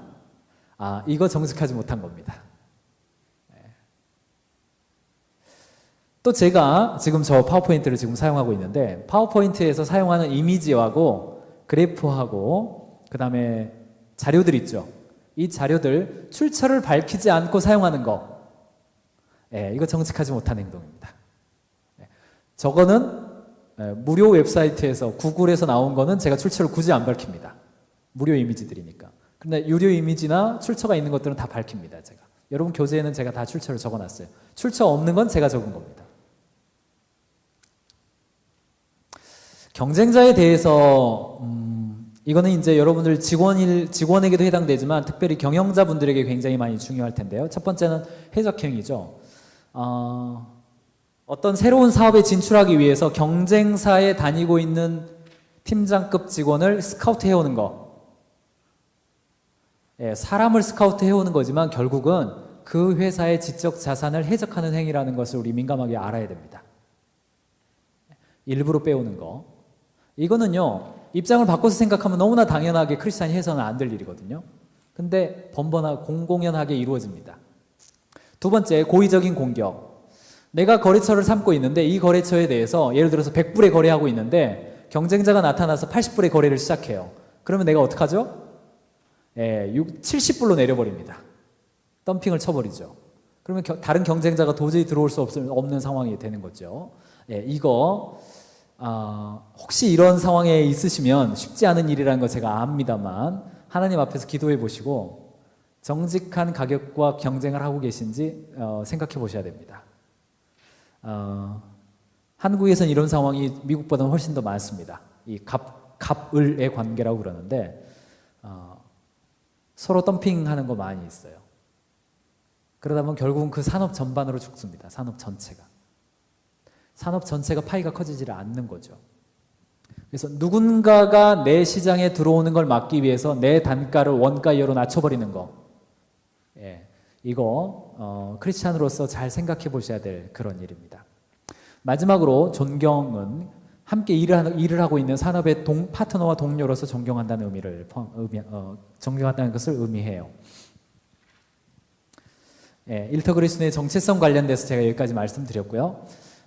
결국은 처음에 제가 말씀드린 것처럼 일터에서 그리스도인들이 일을 한다는 것은 이웃 사랑을 목적으로 가서 제자 삼으라고 하셨기 때문에 하나님의 방법으로 일을 하는 것인데, 결국은 우리가 일터에서 행복한 크리스찬이 되기 위해서 해야 될 마지막 순간의 하나는 뭐냐면 일터에서 VIP를 정하는 거예요. VIP, Very Important Person인데 구원받아야 할 고객을 의미하죠. 일터에서 나를 만나는 모든 사람들은 하나님이 나에게 보내신 복음 전도의 대상이죠. 그러므로 일터에서 가장 행복한 사람은 누구냐? 일터에서 나의 VIP가 있는 사람이에요. 제가 컨설팅을 하는데 이분은 여러분이 아는 갤럽이라는 회사 아세요? 리서치 회사인데 한국에 갤럽도 있어요. 갤럽에서 일하는 팀장인데요. 이분은 제가 그 회사를 컨설팅을 하면서 알게 된 분이에요. 근데 이분이 복음에 관심이 있다는 사실을 알게 됐어요. 컨설팅을 하다가 그 회사의 사장님이 이분을 따로 만나달라는 부탁이 있었어요. 그 회사의 사장님은 크리스찬이었어요. 근데 사장이 팀장에게 직접 복음 전하기 어렵다. 그래서 저에게 부탁을 했어요. 그래서 이분을 따로 만나서 점심 식사를 하면서 한 두세 번에 나눠서 전도 폭발 훈련을 제가 했기 때문에 한 7번 정도 했습니다. 했기 때문에 적절하게 나눠서 복음을 전했어요. 근데 그 자리에서는 복음을 영접하지는 않았어요. 그래서 제가 어디로 초대를 했냐면 목장으로 초대를 했습니다. 저희 집은 목장을 한 지가 지금 7년 차가 됐는데 매주 모입니다. 매주 모이고 모일 때마다 밥을 합니다. 제 아내가. 그러니까 1년에 50끼 밥을 하는 거예요. 매주 금요일이니까 1년에 2번은 쉬어요. 명절 때. 추석에 한 번, 구정에 한 번. 나머지는 계속 모이는데 집으로 초대를 했어요. 그래서 집으로 오니까 이분이 여자였어요. 여자니까 저하고는 이제 좀 계속 그렇잖아요. 제가 만나기는. 그래서 제 아내를 연결시켜줬더니 제 아내랑 교제가 깊어졌어요. 깊어지면서 나중에 듣고 보니까 이분이 남편이 의사인데 이혼을 고려 중이었던 거예요. 그래서 이분이 요청하기를 저랑 제 아내가 집으로 와달라는 거예요. 자기 남편을 좀 만나달라. 그래서 몇 번 만났습니다. 그래서 목장에 두 분이 같이 왔어요. 그래서 이혼을 하지 않기로 하고 또 한 1년 정도 목장을 나오면서 좀 회복이 됐어요. 그러다가 또 한 6개월 정도 안 나와요. 나중에 봤더니 6개월 동안 이혼해버렸어요. 그리고 남편을 제가 또 찾아가고 밤에 만나고 뭐 아무튼 비 오는데 만나고 집에 찾아가고 아무튼 새벽까지 같이 있고 뭐 이런 일들은 목장에서 일상다반사로 있는 일인데 어쨌든 그 자매 한 명은 건졌어요. 그러니까 일터하고 가정하고 교회하고 이 삼각형이 딱 만나는 지점이 어딘지 아세요? 우리의 필드가 세 군데잖아요. 교회, 가정, 일터. 이 일터가 딱 한 군데로 만나는 지점. 그게 바로 VIP입니다. 내 주변에 있는 사람, 내 주변에 있는 일터 속에서 만나는 이 사람이 가정을 통해서, 교회를 통해서, 일터를 통해서 결국은 예수님을 믿고 제자가 되고 신실한 크리스찬이 되어서 그 사람이 인생을 행복하게 살 뿐 아니라 죽음 이후에 영원한 생명을 얻도록 하는 것. 여기에 관심을 가지고 일터를 살아가는 사람이 따라해 주세요. 행복한 사람. 다시 한번요. 행복한 사람. 여기에 관심을 가지고 살아갈 때 행복한 사람입니다. 저의 경우를 보더라도 그래요. 아까 가위바위보 하셨던 분 계시죠? 옆에 계시면 한번 봐보세요. 제가 일터 그리스도의 정체성 이야기의 마무리를 VIP로 마무리하려고 그럽니다. 지금 내가 일터 속에서 떠오르는 내가 이야기를 하면 살짝 관심을 가질 것 같은 VIP 있다 없다 있다면 누구인 것 같다. 잠깐 이야기 나눠보세요. 옆에 계신 분이랑 한번 이야기해 보세요. 자, 아마 한 분 이상씩은 있으신 것 같아요. 이야기하시는 걸 볼 때. 이렇게 인사하겠습니다. 기도해 드리겠습니다. 이름까지 이야기하셨으면 더 좋고 다시 한번요. 기도해 드리겠습니다. 제가 한국에서 CBMC 활동을 하고 있는데요. CBMC 모임은 기독 실업인의 모임이라고 그래서 경영자들의 모임입니다. 일주일에 한 번씩 조찬 모임을 하는데 거기에 가서 이렇게 제가 어떤 이야기를 했냐면 이 달란트 이야기를 좀 했어요. 달란트 이야기를 하면서 우리는 언젠가 천국문 앞에서 내가 너에게 재능과 힘, 시간과 물질을 주었다. 너는 그것으로 무엇을 하였느냐라고 물으실 때가 옵니다. 그러면 여기 계신 우리 사장님 모두가 하나님을 위해서 일했습니다. 이런 열매를 맺었습니다라고 했으면 좋겠다. 이런 이야기를 하고 집에 왔는데 저녁에 문자가 하나 왔어요. 문자의 내용은 이런 거였습니다. 이분은 뭐 하시는 분이냐면 한국에서 패션샵을 운영하는 분이에요.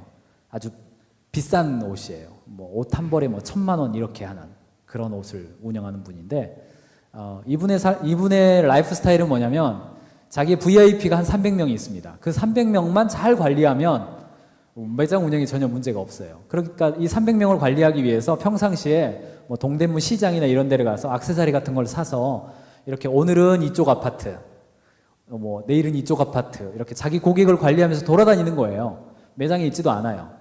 그러면서 이제 만나서 이런 옷이 잘 어울려요. 이렇게 수다 떨어주고 옷 팔고 뭐 이러는 거죠. 근데 이분이 저한테 문자를 보내왔는데 뭐라고 보내왔냐면 내가 너에게 시간과 물질을 주었다. 너는 무엇을 하였느냐라고 물으신다면 저는 옷이요. 그렇게 대답할 것 같아요. 뭐 이렇게 문자가 왔어요. 이게 반성하는 내용의 문자였어요. 이분은 정말 돈을 벌면 자기가 예쁜 옷을 사서 입는 게 이 사업의 목적이에요. 예쁜 옷을 사서 입고 그거 입고 이렇게 돌아다니면서 이 옷 예쁘죠? 이야기하고 그 옷도 팔고 또 돈을 벌면 또 더 좋은 예쁜 옷을 사서 입고 뭐 좋은 액세서리를 하고 뭐 목걸이를 하고 이렇게 하는 거죠. 이분 굉장히 화려해요. 성경에서는 달란트 비유가 나옵니다. 1달란트, 2달란트, 5달란트 받은 사람에게 넌 그것을 뭐 했느냐 물어보고 얼마를 남겼느냐 물어본 다음에 칭찬과 질책을 하시는데 칭찬이 어떤 칭찬이냐면 착하고 충성된 종아 그리고 악하고 게으른 종아 이렇게 이야기를 합니다. 첫 번째는 이 달란트와 강점에서 잘 알아야 될 게 뭐냐면 여러분 교재에 제가 뭘 실어놨냐면 첫 번째는요 내가 가진 달란트가 무엇인지 잘 확인할 필요가 있는데 이거를 아는 방법은요 3가지가 있어요. 첫 번째는 내 자신이 나를 보는 방법이 있고 주변 사람이 나를 봐주는 방법이 있고 마지막 하나는 어떤 진단 도구를 통해서 확인하는 방법이 있습니다. 자 보시면요 여러분 제가 이거는 오늘 하기는 어려울 텐데 제가 방법을 알려드리고 오늘 넘어가려고 그래요. 여러분 교재에 보시면 5인에게 물어본 나의 강점 있죠. 이렇게 물어보는 거예요. 주변 5사람한테 주변에 있는 5사람한테 이렇게 말하는 겁니다. 야 이거 있잖아 나를 봐왔지? 내 강점 3개랑 약점 하나 적어줘. 카톡으로 이야기하셔도 돼요. 카카오톡으로. 문자로 달라고 하는 게 더 좋아요. 말로 해주는 게 좀 쑥스러워요. 근데 대신 주의할 점이 있는데 그냥 너는 착해 이러면 안 돼요. 관찰된 걸로 해줘야 돼요. 지난번에 내가 돈이 없어가지고 밥 못 먹었는데 너가 돈 빌려줘서 먹었어. 이렇게 어떤 증거를 가지고 말해달라고 얘기해줘야 돼요. 그러면 그걸 다 모으면 결국은 나는 모르지만 주변 사람들이 봐준 나의 강점을 통해서 진짜 나의 강점이 뭔지 알게 됩니다. 반복적으로 나오는 단어가 있어요. 그걸 골라보시면 돼요. 첫 번째는 부모님한테나 친구한테, 친척한테, 그리고 혹은 선생님이 있다 그러면 선생님한테, 그리고 오랫동안 나랑 같이 하는 동료, 이런 사람한테 물어보면 강점 3가지, 약점 1가지 적어주는 거 어렵지 않습니다. 그걸 모아서 5명한테 물어보면 강점 15개, 약점 5개 이렇게 나와요. 그걸 모아보면 대략 똑같아요. 저희는 그 신입사원 뽑으면요, 신입사원 교육 기간 동안에 이거 꼭 하게 해요. 그래서 자기 강점을 자기가 모르는 경우가 많거든요. 주변 사람들은 그거 봤습니다.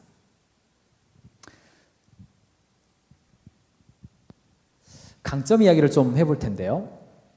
재능하고 강점은 조금 차이가 있습니다. 재능하고 강점은 좀 차이가 있는데, 강점은 재능으로부터 출발하지만 재능이 곧 다 강점이 되는 건 아니에요. 어떤 점 때문에 그러냐면, 한국 사람들한테 물었어요. 한국 사람들한테 물었더니 이렇게 질문했습니다.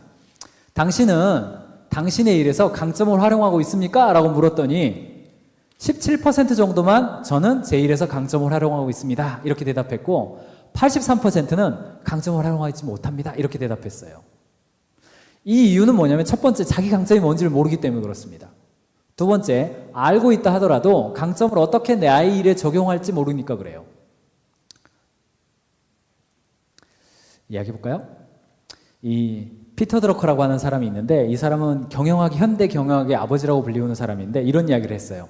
인생에서 비극은 우리가 천재적인 재능을 타고나지 못한 데 있는 것이 아니라 가지고 있는 강점을 충분히 활용하지 못하고 있는 데 있다.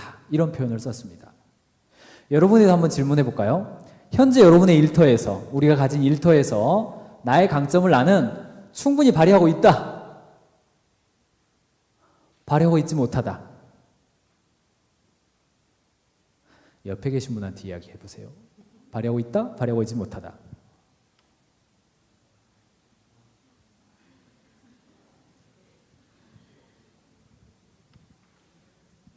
자, 그러면 제가 OX 질문을 한번 해보겠습니다.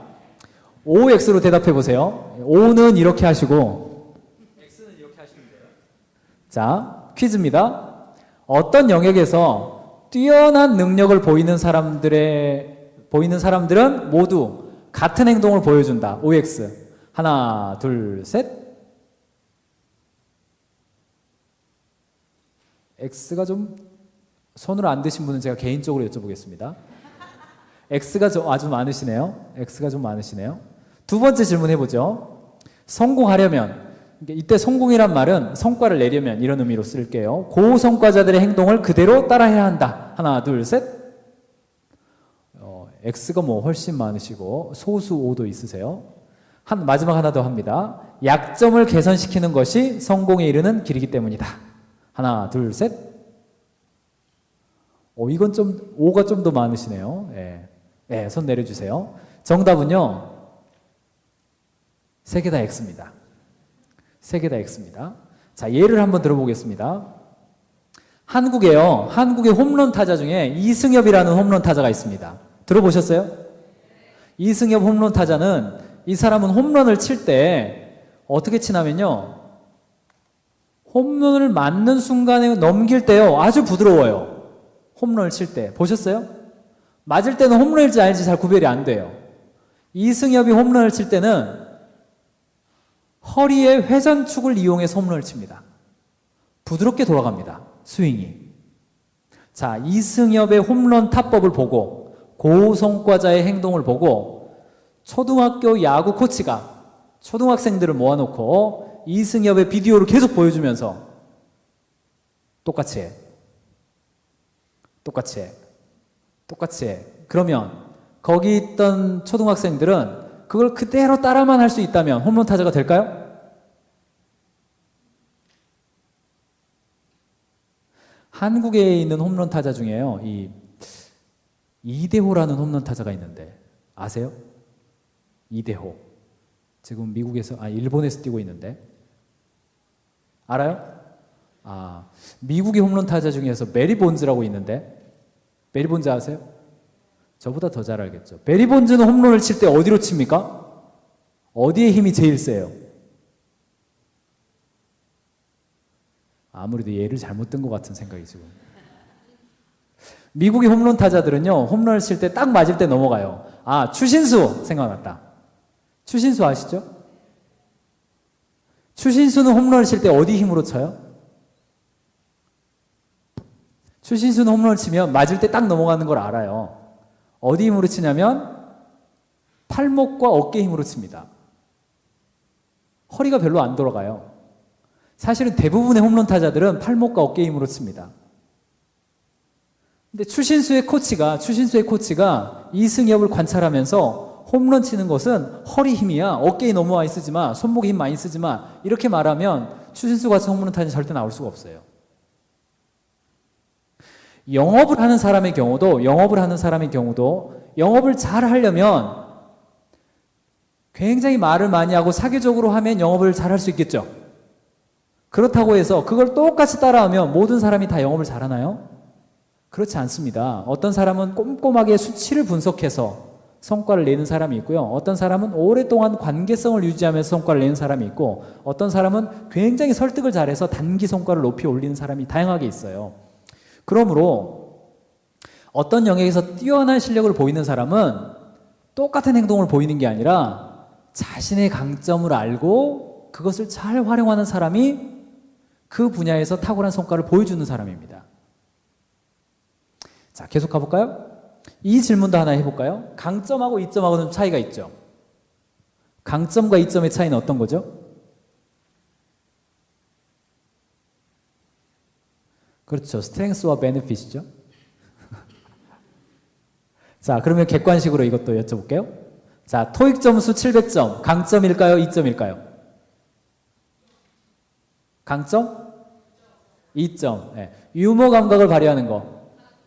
강점? 상대방에게 친밀감을 주는 거? 사람들을 잘 끌어모으는 거. 돈을 버는 방법을 아는 거. 높은 신분을 갖는 거. 거의 정답 비스무리하게 나왔어요. 강점하고 이점은요, 이런 차이가 있어요. 강점은 많은 이점을 만들어낼 수 있는 능력을 강점이라고 합니다. 이점은 그런 강점을 통해서 얻은 결과물이 이점이에요. 그러니까 제가 인사팀장일 때 이력서들을 보면, 스펙들을 쭉 보면 강점을 서술을 하세요 그랬는데 이점을 막 말해요. 저는 몇 점이고요, 어떤 자격증이 있고요, 뭐 있고요. 실제로 궁금한 거는 그런 결과물이 궁금한 게 아니라 너가 어떤 능력이 있느냐, 이게 궁금한 거거든요. 사람을 볼 때도 이점을 중심으로 보면 안 되고 강점을 중심으로 봐야 됩니다. 내가 일터에서 성과를 낼 때에도 나의 이점만 보고 직업을 선택하면 어려워지기 시작해요. 그 많은 이점을 낼 수 있었던 배경에 내가 무엇이 있었는지, 이게 강점입니다. 포커스를 계속 맞춰봐요. 그래서 강점에 대한 정의를 뭐라고 하냐면 성과를 내는 사람들에게 반복적으로 나타나는 행동 특성이다, 이렇게 표현하고요. 결국은 그러면 나에게 반복적으로 나타나는 행동 특성이 무엇이냐, 내가 성과를 냈을 때 나는 어떤 행동이 나타나더냐, 이런 거예요. 여러분들이 그동안 성과를 냈던 많은 일들이 있을 거예요. 인생의 터닝 포인트가 있습니다. 아, 이때 내가 굉장히 성취감을 느끼고 만족감을 느꼈는데 그때는 내가 어떤 행동을 했었지? 돌이켜보면 아, 이런 강점이 나에게 있구나라는 것을 알게 되죠. 좀 이따 이야기할 거예요. 강점의 구성 요소는 3가지가 있어요. 저를 따라해 주세요. 달란트, 지식, 기술. 달란트는 이 천부적인 겁니다. 달란트는 어렸을 때부터 이게 동경이 되고 선망이 되어지는 거예요. 남들은 못하는데 나는 좀 할 수 있게 되는 거. 또 그 일에서 특별한 어떤 성취감이나 만족감이 되어지는 거죠. 예를 들면 제가 초등학교 때 저는 그 글쓰기에 좀 관심이 많았어요. 그래서 선생님이 반공표어, 반공 포스터 뭐 이런 걸 하거든요. 그런 걸 내주면 숙제 받을 때 이미 적어요, 저는. 그리고 제가 적은 걸 옆에 사람한테 주면 제 거 받아가지고 상 받는 애도 있고 막 그랬어요. 또 시 쓰기는 굉장히 제가 잘했습니다. 시를 쓰면 그건 거의 입상. 약간 자랑하고 있는 건데 제가 지금. 네. 근데 제가 힘들었던 때가 있는데 언제 힘드냐면 명절 때가 되면 삼촌들이 와가지고 장난감을 선물해 주는데 조립식 장난감이 많았어요. 그래서 장난감을 사가지고 이렇게 조립해서 만들어서 이렇게 하는 장난감이 있죠. 그런 거 제가 받으면 저는 완전 재앙이었어요, 그게. 아니, 장난감을 다 만들어서 팔아야지 왜 만들다 말고 팔아? 그래서 저는 그거는 제 동생 줬어요. 그래서 제 동생은 공대를 갔고 저는 인문대를 갔습니다. 어렸을 때부터 그게 잘하는 거예요. 남들은 힘든데 내가 좋은 거예요, 그게. 또 막연히 그게 되고 싶어요. 이런 것이 재능일 가능성이 높습니다. 여러분도 생각해 보시고, 많은 책에서는요, 이게 거의 고등학교 때까지 드러나고 고등학교가 넘으면 이 선망하고 동경되어지는 것이 내 생각이 아니라 주변의 생각에 의해서 묻힌다고 얘기해요. 그러니까 여러분 생각하실 때 고등학교 이전에 되고 싶었던 거, 그것이 재능일 가능성이 높다고 그럽니다. 또 제 주변에도 많은 경우 40이 넘어가지고 정말 내가 하고 싶은 거 할 거야 하고 다 버리고 이렇게 다시 시작하는 거 있죠. 그거 고등학교 때 동경했던 거예요. 여러분 생각해 보시기 바랍니다. 두 번째, 예를 들면 저런 거예요. 보람을 주는 일, 학습 속도, 만족감, 이 세 가지가 재능을 발견하는 요소인데, 제가 오늘 워크숍은 계속 이렇게 조금 스킵하고 넘어갔는데 좀 해보실 필요가 있습니다. 이런 거. 어떤 사람의 달란트예요. 재능이에요. 소품을 이용해서 예쁜 장식을 만드는 것, 교제하는 것, 새로운 도전하는 것, 정리하고 꾸미는 것, 섬기고 돕는 것, 꼼꼼하게, 그리고 막 뭔가를 잘라내는 거, 이런 거. 저희 컨설팅 팀의 이 서비스 아카데미 팀장의 달란트예요. 이분은 뭐 하라 그러면 정말 힘들어 하다가도 꾸미기 하세요 그러면 막 눈이 말똥말똥해가지고 날새기로 하는 사람이 있습니다. 이거 좋아해요. 그래서 그런 거 하라 그러면 좋아해요. 저하고는 굉장히 반대죠. 두 번째는 지식인데요. 지식은 그야말로 학습이나 경험을 통해서 알게 된 사실들을 말합니다. 여러분이 그동안 내가 무엇을 배웠고 어떤 경험을 했는지 돌아보면 돼요. 세 번째는 뭐냐면 기술이에요. 기술은 지식이 체계화되고 행동화된 걸 말합니다. 예를 들어 볼게요.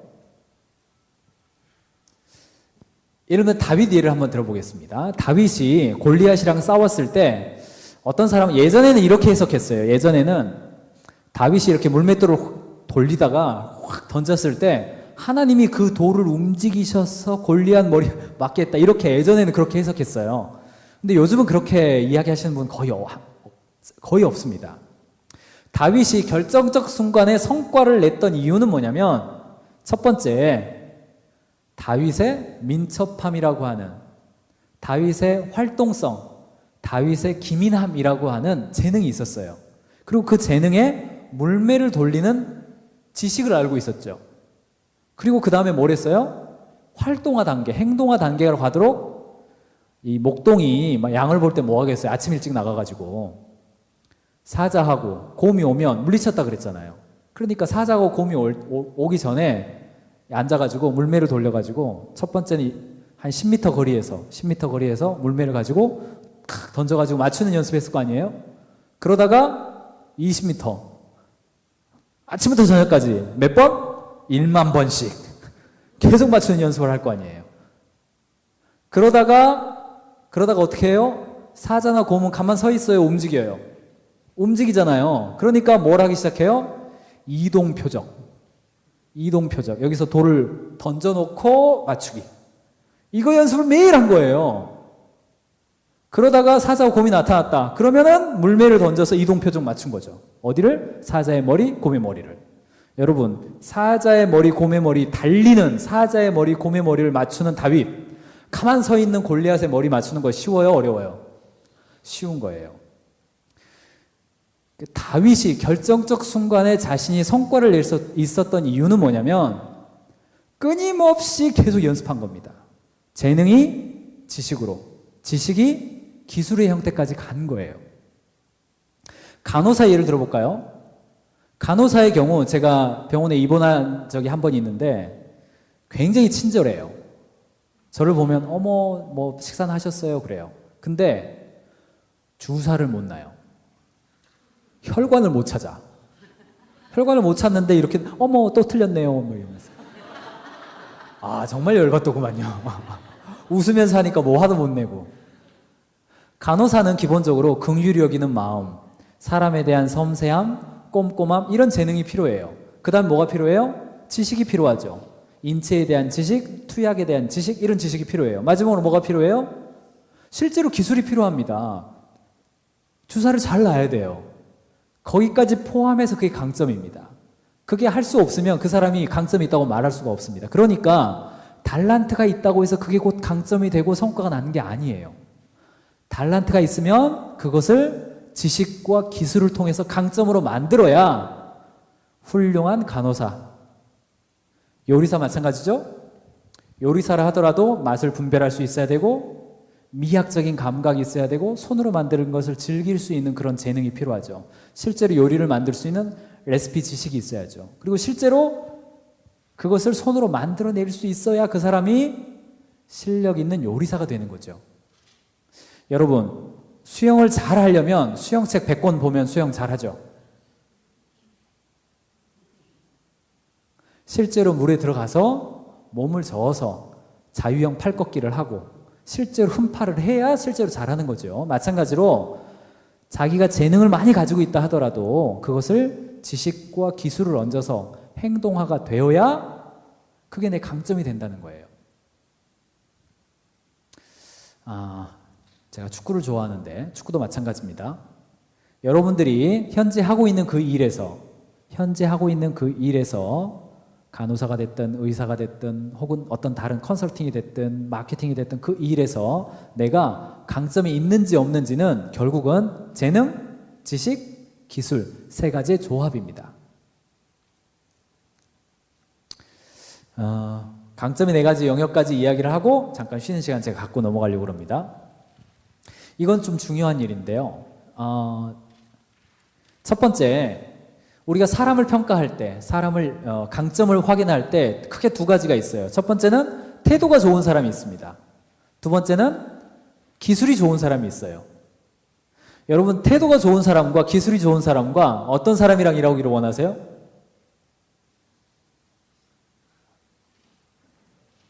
아마 여기에서 조금 그래도 젊은 분들은 기술 쪽을 택하고 조금 나이 드신 분들은 태도 쪽을 택하세요. 아마 그런 경향이 있습니다. 그러나 두 개를 다 원합니다. 두 개를 다 원해. 이 직무에 대한 기술이 있어야죠. 두 번째, 기술은 있는데 성질이 고약하고 다른 사람이 늘 싸우는 사람이 원하지 않죠. 태도와 기술을 다 원해요. 첫 번째, 태도적인 면에서 선천적인 것을 우리는 성격이라고 부릅니다. 성격은 타고나요. 어렸을 때부터 이 하나님이 선천적으로 주신 거기 때문에 어떤 사람은 밖에 나가서 즐겁게 놀아야 행복한 사람이 있고 어떤 사람은 조용히 앉아서 그냥 음악을 듣거나 책을 봤을 때 행복한 사람이 있어요. 어떤 사람은 혼자 있을 때 에너지가 충전되는 사람이 있고 어떤 사람은 여러 명이 함께 있을 때 에너지가 충전되는 사람이 있습니다. 이 성격이죠.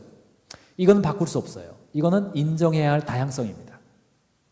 두 번째, 선천적인 영역에서 기술적인 영역을 우리가 뭐라고 부르냐면 따라합시다. 재능입니다. 이건 바꿀 수가 없습니다. 어떤 사람은 글 쓰는 게 너무너무 잘하는 사람이 있고 어떤 사람은 조립하는 걸 잘하는 사람이 있고 어떤 사람은 숫자에 대해서 굉장히 감각이 있는 사람이 있고 어떤 사람은 색깔에 대해서 감각이 있는 사람이 있고 하나님이 선천적으로 주세요. 그거 잘 알 필요가 있습니다. 아까 제가 말씀드리는 방법으로. 근데 문제는 이 위에 있는 겁니다. 후천적인 거죠. 자, 질문하겠습니다. 선천적인 성격이 후천적으로 발전되고 더 향상되어져 가야 되는데 그렇게 돼서 나타난 모습 우리가 뭐라고 부르죠? 네, 성품이라고 부릅니다. 똑같은 성격이라 하더라도 외향적이고 내성적이고 한다 하더라도 외향적인 사람이라고 해서 이 사람이 다 훌륭하냐? 그렇지 않습니다. 외향적이냐 내성적이냐를 떠나서 다 성품이 좋아야죠. 그렇기 때문에 이런 말은 가능해요. 저는 외향적이었어요. 사람들을 좀 만나야 돼요. 좀 내성적이어서 혼자 있어야 돼요. 그래? 그러면 인정해줘야죠. 근데 저는 성격상 다른 사람 말 경청은 잘 안 돼요. 성격상 겸손하고는 거리가 멀어요. 이런 거 여러분 인정하세요? 이건 인정이 안 되는 거죠. 왜냐? 겸손이나 경청이나 사랑, 자비, 오래 참음, 자비, 충성, 온유함, 절제 이런 요소는 모든 크리스찬이 추구해야 할 성품이기 때문에 그렇습니다. 이게 우리가 강점을 개발시켜 가야 될 첫 번째 영역이에요. 강점 개발의 첫 번째 영역은 바로 성품 개발입니다. 성품이 좋은 사람을 쓰기 원해요. 모든 경영자가 그렇고 모든 리더가 그렇습니다. 교만한 사람은 교만한 사람도 싫어합니다. 경청을 잘 안 하는 사람은 경청 잘 안 하는 사람 자기도 싫어해요. 성품은 따라야 할 모범이기 때문에 그렇습니다. 예수님의 모범이기 때문에 그렇습니다. 강점 개발의 첫 번째 요소는 성품을 개발하는 것입니다. 이 성품은 일터에서 특별히 개발되어져요. 까다로운 상사를 만났을 때, 까다로운 고객을 만났을 때, 함께하기 어려운 동료들이랑 일을 할 때, 말을 안 듣는 부하랑 일을 할 때 성품이 개발되어집니다. 두 번째로 넘어가 볼까요? 재능이 개발되어지면 어떤 모습이 되나요? 네, 역량, 컴피턴시가 됩니다. 내가 가지고 있는 여러분 김연아 선수 아시죠? 한국의 자랑 김연아 선수. 김연아 선수가 올림픽에서 금메달을 땄죠. 그 금메달 따는 모습을 본 수많은 한국의 소녀들이 나도 금메달을 딸 거야 하면서 목동 아이스링크장에 가가지고 지금도 돌고 있어요. 계속 돕니다. 왜냐? 나도 저렇게 될 수 있다는 생각을 하니까. 근데 그렇게 연습하는 모든 사람이 김연아 선수처럼 됩니까? 틀림없이 안 될 거예요, 아마. 어떤 요소 때문에요? 재능이 다 있다 하더라도 그 재능이 지식과 기술을 통해서 역량화 되어져야 되기 때문에, 그 역량이 되기까지는 수많은 훈련이 필요하기 때문에 그렇습니다. 그러므로 인정해야 할 다양성은 성격과 재능은 인정해 주어야 돼요. 각각 다른 것을. 그러나 역량과 성품은 따라야 할 모범입니다. 김연아 선수가 3바퀴 반 트리플 악셀을 뛸 때 그 모습은 그대로 따라해야 돼요. 역량은. 탁월한 세일즈맨이 고객을 만났을 때 먼저 상품을 소개하기 전에 고객의 이야기를 잘 들어주는 거, 이거는 역량이기 때문에 내성적인 사람이든 외향적인 사람이든 그거는 그대로 따라서 배워야 합니다. 홈런을 치는 선수가 허리의 회전축으로 치든 손목의 힘으로 치든 공을 끝까지 보는 역량, 공에서 시선을 떼지 않는 역량, 그건 반드시 따라해야 됩니다. 그러므로 우리가 우리의 강점을 개발하든 다른 사람의 강점을 개발시켜 주든 인정해야 할 다양성과 따라야 할 모범을 잘 구별할 필요가 있습니다. 아마 아름다운 교회의 목자님들도 굉장히 다양한 형태로 목장을 아마 운영하고 계실 거예요. 그런데 어떤 목장의 경우는요, 저희 교회의 목장도 굉장히 다양한 목장이 있는데 어떤 목장은요 맨날 놀러 다녀요. 집에 잘 안 있어요. 맨날 놀러 다녀요. 그 목장은요 정말 목장 이름이 잘잘잘 목장이에요. 목장 이름이 잘잘잘이에요. 잘 먹고 잘 놀고 잘 자자인가? 아무튼 그래요. 뭐 성경적인 거 하나도 없어요. 맨날 놀러 다녀요. 근데 그 목장이요 분가루 2번이나 있어요. 2번이나 있어요. 근데 저는 그렇게는 정말 못하겠더라고요. 근데 거기는 그렇게 하는 거예요. 저희는 무조건 저희 집에 와서 밥 먹이는 거예요. 그냥 밥 먹이는 거예요. 그 다음에 제가 일하다가 만나는 사람들 있죠. 뭐 엊그저께인가도 제 아내는요 1년에 밥을 몇 번 하는 것 같냐면 한 70번 초대하는 것 같아요. 70번. 목장에서 기본적으로 한 50번 하고, 근데 이제 목장으로 부르기 좀 애매한 사람들은 토요일에 또 부르거든요. 따로. 그러니까 그렇게 하는 것 같아요. 제 아내가 밥하는 데는 도사기 때문에 저희 집은 그렇게 해요. 근데 저희 집처럼 또 다 그렇게 하느냐? 그렇지 않아요. 또 다릅니다. 각각 특성에 맞게 해요. 그건 인정해야 할 다양성이죠. 근데 따라야 할 모범은 있어요. 목장 운영할 때 따라야 할 모범, 이건 다 같이 해야 돼요. 그게 뭔지 아세요? 그거는 바로 목장 식구를 위해서 기도하는 겁니다. 그거는 모두가 해야 돼요. 그거 없이는 아무것도 안 됩니다. 잘잘잘 목장이든 우리 목장이든 그냥 성경 공부하는 목장이든 뭐 책 나눔하는 목장이든 여행 다니는 목장이든 뭐 그거는 뭐 다양성은 다 다양한데 기도하는 거, 목장 식구를 위해서 기도하는 거, 이거는 다 따라해야 돼요. 우리가 누군가를 보고 배울 때, 또 누군가를 가르칠 때 이거 구별 안 되면 내 방법대로 하라고 가르치고 있을 수 있어요. 내 성격을 가르치고 있을 수 있어요.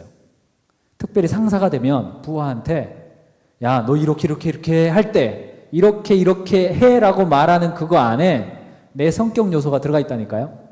내 재능 요소가 이미 들어가 있고, 그렇기 때문에 그걸 잘 구별해서 가르치고, 또 누군가로부터 배울 때 여러분들 어떤 좋은 책이나 좋은 어떤 리더의 간증을 듣거나 또는 어떤 컨퍼런스에서 좋은 강의를 듣거나 할 때도 저거는 저 사람의 성격이나 재능 때문에 나타나는 현상인지 아니면 꼭 따라야 할 어떤 성품이나 영양적인 요소인지를 잘 구별해서 따라해야 여러분에게 맞는 겁니다.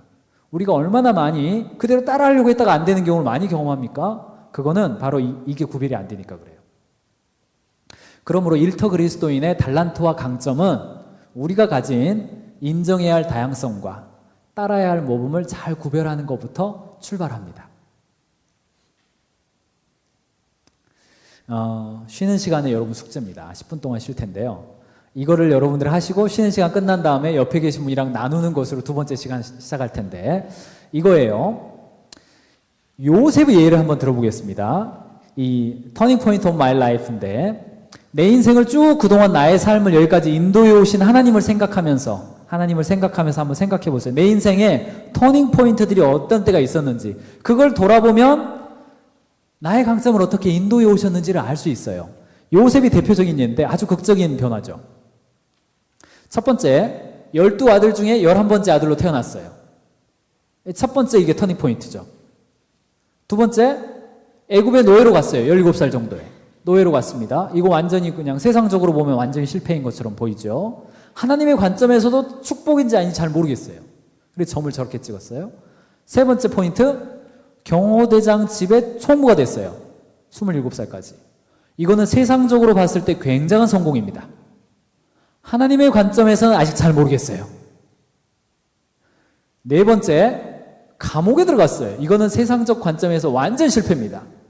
하나님의 관점에서 조금 더 좋아지는 것 같긴 해요. 왜냐? 하나님과의 관계가 더 좋아졌거든요.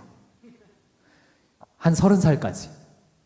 네 번째, 세계 최강 제국의 총리가 됐어요. 총무에서 총리가 됐어요. 이거는 세상적으로도 성공이고 하나님 관점에서도 성공이죠. 왜냐? 어렸을 때 보여주었던 그 비전이 성취됐기 때문에 그렇습니다. 요셉에게 이 터닝 포인트 오브 유어 라이프를 적어봐라. 그러면 아마 이렇게 하나, 둘, 셋, 넷, 5개 아마 이렇게 적어볼 것 같아요. 요셉의 삶을 보면 비전을 가졌지만 그 비전 속에서 거리가 멀어 보이는 그런 삶을 살다가 결국은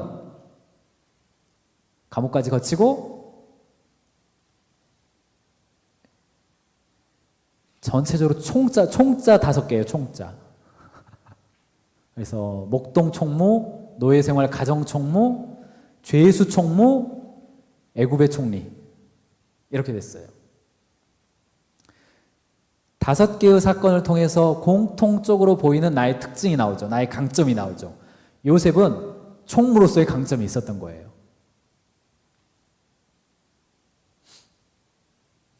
자, 이제 여러분들은 하나님은 나를 어떤 사건들을 통해 여기까지 인도해 오셨습니까? 그리고 그 일들은 결국 어떻게 쓰임받게 될 것 같습니까? 라는 질문을 머릿속에 가진 채로 지금 시각이 저 뒤의 시간으로 3시 한 20분 정도 되고 있습니다. 30분 정도까지 한 10분 정도 쉬었다가 이 시간 이후에는 지금까지는 약간은 그래도 이론적인 이야기를 좀 했습니다.